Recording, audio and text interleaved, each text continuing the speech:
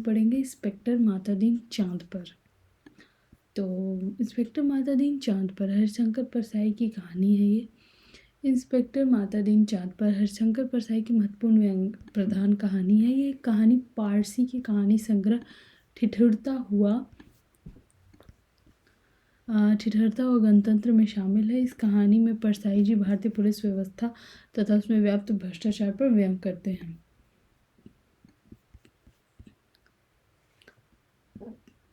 वैज्ञानिक कहते हैं चांद पर जीवन है। वैज्ञानिक कहते हैं चांद पर जीवन नहीं है। सीनियर पुलिस इंस्पेक्टर मातादीन कहते हैं वैज्ञानिक झूठ बोलते हैं, वहाँ हमारे जैसे ही मनुष्य की आबादी है। विज्ञान ने हमेशा इंस्पेक्टर मातादीन से मात खाई है। फिंगरप्रिंट विशेषज्ञ कहता है छुरे पर पाए गए निशान मुलजिम की उंगलियों के नहीं है, पर मातादीन उसे सजा दिला ही देते हैं। मातादीन कहते हैं यह वैज्ञानिक केस का पूरा इन्वेस्टिगेशन नहीं करते। उन्होंने चांद का उजला हिस्सा देखा है और कह दिया वहाँ जीवन नहीं। मैं चांद का अंधेरा हिस्सा देख कर आया हूँ, वहाँ मनुष्य जाति है। यह बात सही है क्योंकि अंधेरे पक्ष के मातादीन माहिर माने जाते हैं। पूछा जाएगा इंस्पेक्टर मातादीन चांद पर क्यों गए थे? टूरिस्ट की हैसियत से या किसी फरार अपराधी को पकड़ने? नहीं, वे भारत की तरफ से सांस्कृतिक आदान प्रदान के अंतर गए थे। चांद सरकार ने भारत सरकार को लिखा था, यूँ हमारी सभ्यता बहुत आगे बढ़ी है पर हमारी पुलिस में पर्याप्त सक्षमता नहीं है। वह अपराधी का पता लगाने और उसे सजा दिलाने में अक्सर सफल नहीं होती। सुना है आपके यहाँ रामराज है, मेहरबानी करके किसी पुलिस अफसर को भेजे जो हमारी पुलिस को शिक्षित कर दे। गृह मंत्री ने सचिव से कहा किसी आईजी को भेज दो। सचिव ने कहा नहीं सर, आईजी को नहीं भेजा जा सकता, प्रोटोकॉल का सवाल है। चांद हमारे एक क्षुद्र उपग्रह है, आईजी के रैंक के आदमी को नहीं भेजेंगे, किसी सीनियर इंस्पेक्टर को भेज देता हूँ। तय किया गया कि हजारों मामलों के investigating officer senior inspector Matadin को भेज दिया जाए। चांद की सरकार को लिख दिया गया कि आप मातादीन को लेने के लिए पृथ्वीयान भेज दीजिए। पुलिस मंत्री ने मातादीन को बुलाकर कहा कि तुम भारतीय पुलिस की उज्जवल परंपरा के दूत की हैसियत से जा रहे हो। ऐसा काम करना कि सारे अंतरिक्ष में डिपार्टमेंट की ऐसी जयकार हो कि पीएम को भी सुनाई पड़ जाए। मातादीन की यात्रा का दिन आ गया। एक यान अंतरिक्ष अड्डे पर उतरा। मातादीन सबसे विदा लेकर यान की तरफ बढ़े। वे धीरे धीरे कहते जा रहे थे, प्रिविसी नगर कीजे सब काजा, हृदय राखी कौशलपुर राजा, जी पैक्टसा और रोजांचे का नमूना जी पैक्टसा। वे यान में बैठने लगे। हवलदार बलभद्र को बुला कर कहा हमारे घर में जचकी के बखत अपने खटला को मदद के लिए भेज देना। बलभद्र ने कहा जी पैकेटसा। गफूर ने कहा आप बेफिक्र रहे पैकेटसा, मैं अपने मकान को भी भेज दूंगा खिदमत के लिए। मातादीन ने यान के चालक से पूछा ड्राइविंग लाइसेंस है? जी है साहब। और गाड़ी में बत्ती ठीक है? जी ठीक है। मातादीन ने कहा सब ठीक ठाक होना चाहिए वरना हरामजादे का बीच अंतरिक्ष में चालान कर दूंगा। चंद्रमा से आए चालक ने कहा हमारे यहाँ आदमी से इस तरह नहीं बोलते। मातादीन ने कहा जानता हूँ बे, तुम्हारी पुलिस कमज़ोर है, अभी मैं उसे ठीक करता हूँ। मातादीन यान में कदम रख ही रहे थे कि हवलदार रामस जीवन भागता हुआ आया। बोला पैकेटसा, एसपी साहब के घर में से कहे हैं कि चांद से एड़ी चमकाने का पत्थर लेते आना। मातादीन खुश हुए, बोले कह देना बाई साहब से, जरूर लेता आऊँगा। वे यान में बैठे और यान उड़ चला। पृथ्वी के वायुमंडल से यान बाहर निकला ही था कि मातादीन ने चालक से कहा अबे हॉर्न क्यों नहीं बजाता? चालक ने जवाब दिया आसपास लाखों मील कुछ नहीं है। मातादीन ने डांटा मगर रूल इज रूल, हॉर्न बजाता चल। चालक अंतरिक्ष में हॉर्न बजाता हुआ यान को चांद पर उतार लाया। अंतरिक्ष अड्डे पर पुलिस अधिकारी मातादीन के स्वागत के लिए खड़े थे। मातादीन ड्रॉप से उतरे और अफसरों के कंधों पर नज़र डाली। वहाँ किसी के स्टार नहीं थे। फीते की जगह फीते भी किसी के नहीं लगे थे, लिहाजा मातादीन ने एड़ी मिलाना और हाथ उठाना जरूरी नहीं समझा। फिर उन्होंने सोचा मैं यहाँ इंस्पेक्टर की हैसियत से, सलाहकार की हैसियत से हैं। मातादीन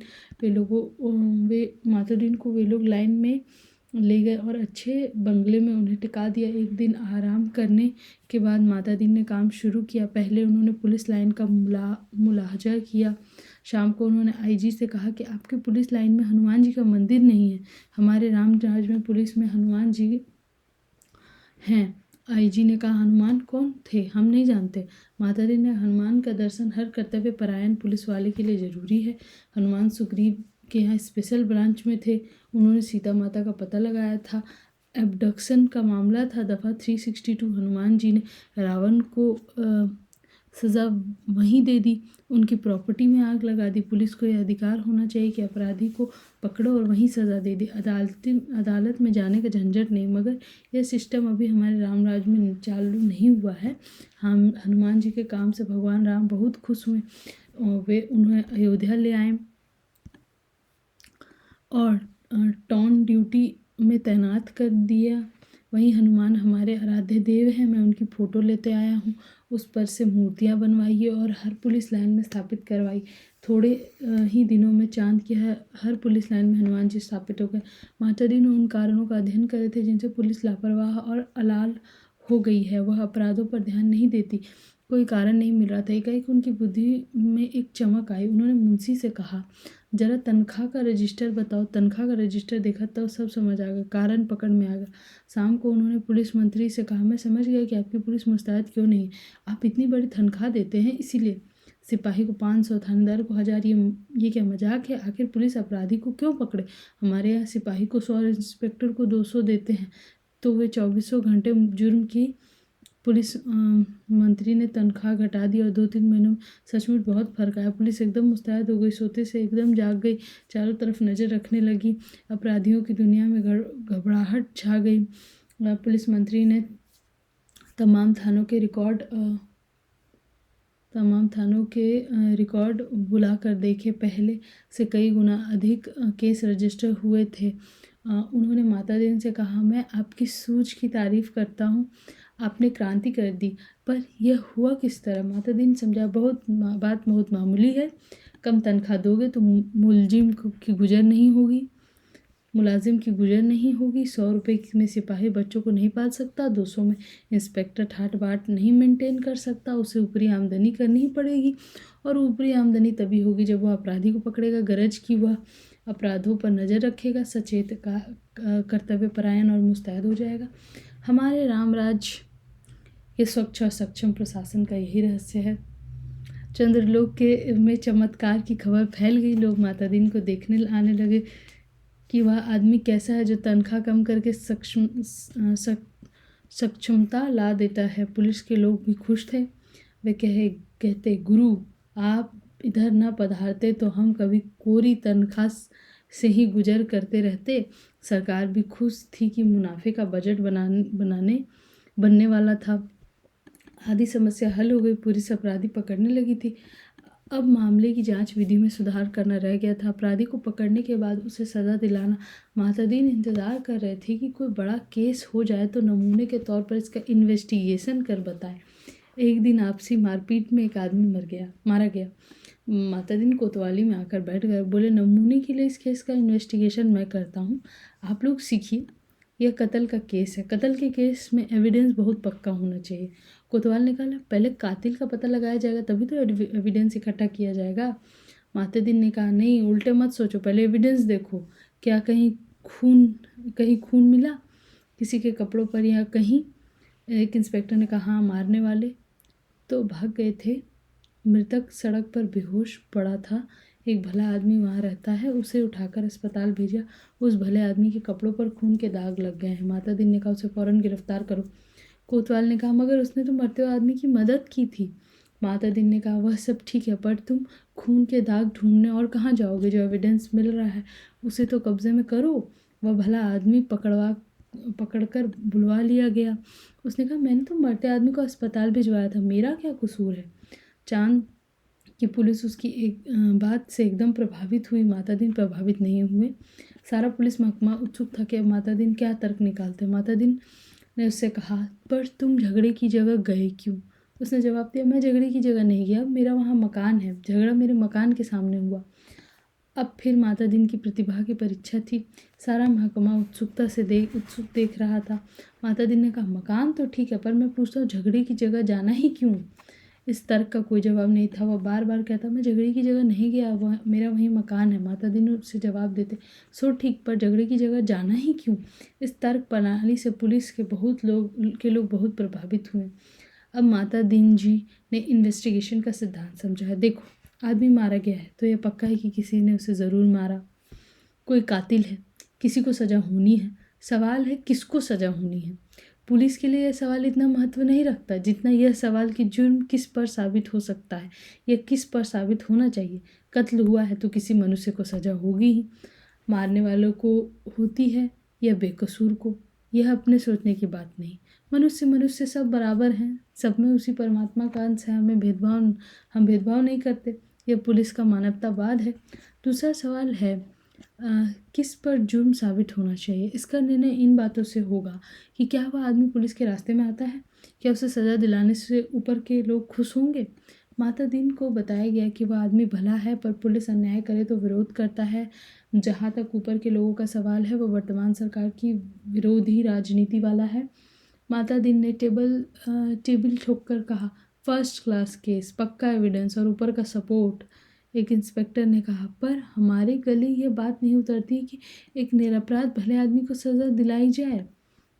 दूसरे दिन कोतवाल ने कहा, गुरुदेव, हमारी तो बड़ी आफत है। तमाम भले आदमी आते हैं और कहते हैं हम बेचारे बेकसूर को क्यों फंसा रहे हो। ऐसा तो चंद्रलोक में कभी नहीं हुआ। बताइए हम क्या जवाब दें, हम तो बहुत शर्मिंदा हैं। माता दीन ने कोतवाल से कहा, घबराओ मत। शुरू में इस काम में आदमी को शर्म आती है, आगे तुम्हें बेकसूर को छोड़ने में शर्म आएगी। हर चीज़ का जवाब है। अब आपके पास जो आए उसे कह दो, हम जानते हैं कि वह निर्दोष है, पर हम क्या करें। अब यह सब ऊपर से हो रहा है। कोतवाल ने कहा, तब वे एसपी के पास जाएंगे। माता दीन बोले, एसपी भी कह देंगे ऊपर से हो रहा है। तब वे आईजी से शिकायत करेंगे, आईजी भी कह देंगे सब ऊपर से हो रहा है। तब वे लोग पुलिस मंत्री के पास पहुंचेंगे, पुलिस मंत्री भी कह देंगे, भैया मैं क्या करूँ, ऊपर से हो रहा है। तो वे प्रधानमंत्री के पास जाएंगे, प्रधानमंत्री भी कहेंगे कि मैं जानता हूँ निर्दोष है, पर सब ऊपर से हो रहा। कोतवाल ने कहा, तब वे, माता दी ने कहा, तब क्या। अब तब कि वे किसके पास जाएंगे, भगवान के पास ना, मगर भगवान से पूछकर कौन लौट सका है। कोतवाल चुप रह गया, वह इस महान प्रतिभा से चमत्कृत था। माता दी ने कहा, एक मुहावरा ऊपर से हो रहा है हमारे देश में 25 सालों से सरकारों को बचा रहा है, तुम इसे सीख लो। केस की तैयारी होने लगी। माता दीन ने कहा, अब 4-6 चश्मदीद गवाह लाओ। कोतवाल, चश्मदीद गवाह कैसे मिलेंगे, जब किसी ने उसे मारते देखा ही नहीं तो चश्मदीद गवाह कोई कैसे होगा। माता दीन ने सिर ठोक लिया, किन बेवकूफ़ों के बीच फंसा दिया गवर्नमेंट ने, इन्हें तो ABCD भी नहीं आती। झल्ला कर कहा, चश्मदीद गवाह किसे कहते हैं जानते हो। चश्मदीद गवाह वह नहीं है जो देखे, बल्कि वह है जो कहे कि मैंने देखा है। कोतवाल ने कहा, ऐसा कोई क्यों कहेगा। माता दी ने कहा, कहेगा, समझ में नहीं आता, कैसे डिपार्टमेंट चलाते हो। अरे चश्मदीद गवाहों की लिस्ट पुलिस के पास पहले से रहती है, जहाँ ज़रूरत हुई उन्हें चश्मदीद बना दिया।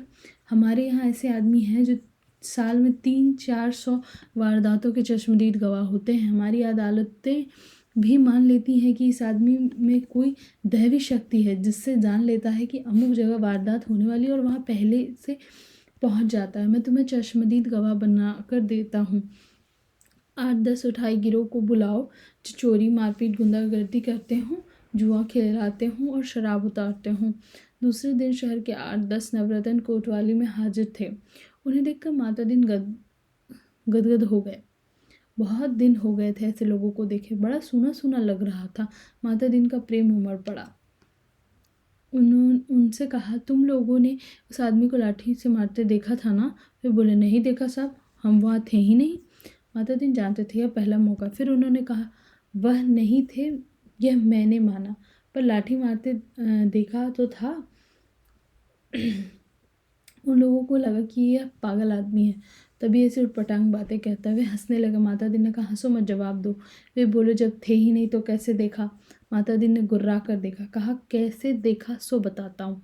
तुम लोग जो काम करते हो सब इधर दर्ज है। हर एक को कम से कम 10 साल जेल में डाला जा सकता है। तुम ये काम आगे भी करना चाहते हो या जेल जाना चाहते हो। वे घबरा कर बोले, साहब हम जेल नहीं जाना चाहते। माता दी ने कहा, ठीक तो तुमने उस आदमी को लाठी मारते देखा ना। कोतवाल इस चमत्कार से थोड़ी देर को बेहोश हो गया। होश आया तो माता दीन के चरणों पर गिरा पड़ा। माता दीन ने कहा, हटो, काम करने दो। कोतवाल पाँव में लिपट गया, कहने लगा, मैं जीवन भर इन श्री चरणों में पड़ा रहना चाहता हूँ। माता दीन ने आगे की सारी कार्य प्रणाली तय कर दी। FIR बदलना, बीच में पन्ने डालना, रोजाना मचा बदलना, गवाहों को तोड़ना, सब सिखा दिया। उस आदमी को 20 साल की सज़ा हो गई। चांद पर पुलिस शिक्षित हो चुकी थी, धड़ाधड़ केस बनने लगे, सज़ा होने लगी। चांद सरकार बहुत खुश थी। पुलिस की ऐसी मुस्तैदी भारत सरकार के सहयोग का नतीजा था। फिर चांद की संसद ने एक धन्यवाद का प्रस्ताव पास किया। एक दिन माता दीन की सार्वजनिक अभिनंदन किया गया। फूलों से लदे खुली जीप पर बैठे थे। आसपास जय जयकार करते हजारों लोग। वे हाथ जोड़कर अपने गृह मंत्री की स्टाइल में जवाब दे रहे थे। जिंदगी में पहली बार ऐसा कर रहे थे। थोड़ा अटपटा लग रहा था। 26 साल पहले पुलिस में भर्ती होते वक्त किसने सोचा था कि एक दिन दूसरे लोक में उनको ऐसा अभिनंदन होगा। वे पछताए। अच्छा होता कि इस मौके के लिए कुर्ता, टोपी और धोती ले आते। भारत के पुलिस मंत्री टेलीविजन पर बैठे यह दृश्य देख रहे थे और सोच रहे थे, मेरी सद्भावना यात्रा के लिए वातावरण बन गया।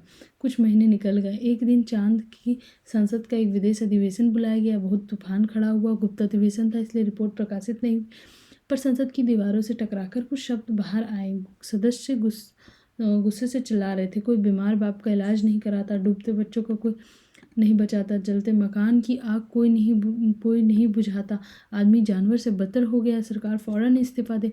दूसरे दिन चांद के प्रधानमंत्री ने माता दीन को बुलाया। माता दीन ने देखा वे एकदम बूढ़े हो गए थे। लगा ये कई रात सोए नहीं हैं। रुआसा होकर प्रधानमंत्री कहा, माता दीन, हम आपके और भारत सरकार के बहुत आभारी हैं। अब आप कल देश वापस लौट जाइए। माता दीन ने कहा, मैं तो टर्म ख़त्म करके ही जाऊँगा। प्रधानमंत्री ने कहा, आप बाकी टर्म का वेतन ले जाइए, डबल ले जाइए, ट्रिपल ले जाइए। माता जी ने कहा, हमारा सिद्धांत है, हमें पैसा नहीं, काम प्यारा है। आखिर चांद के प्रधानमंत्री ने भारत के प्रधानमंत्री को एक गुप्त पत्र लिखा। चौथे दिन माता दिन को वापस लौटने के लिए अपने IG का ऑर्डर मिल गया। उन्होंने SP साहब के घर के लिए एड़ी चमकाने का पत्थर यान में रखा और चांद से विदा हो गए। उन्होंने जाते देख पुलिस वाले रो पड़े। बहुत अरसे तक ये रहस्य बना कि आखिर चांद में ऐसा क्या हो गया कि माता दिन को इस तरह एकदम लौटना पड़ा। चांद के प्रधानमंत्री भारत के प्रधानमंत्री को क्या लिखा था? एक दिन वह पत्र खुल गया। उसमें लिखा था, इंस्पेक्टर, माता दिन की सेवा में प्रदान करने के लिए अनेक धन्यवाद, पर आप उन्हें फ़ौरन बुला लें। हम भारत को मित्र देश समझते थे, पर आपने हमारे साथ शत्रुवत व्यवहार किया है। हम भोले लोगों से आपने विश्वासघात किया है। आपके माता दिन ने हमारी पुलिस को जैसा कर दिया है, उसके नतीजे ये हुए।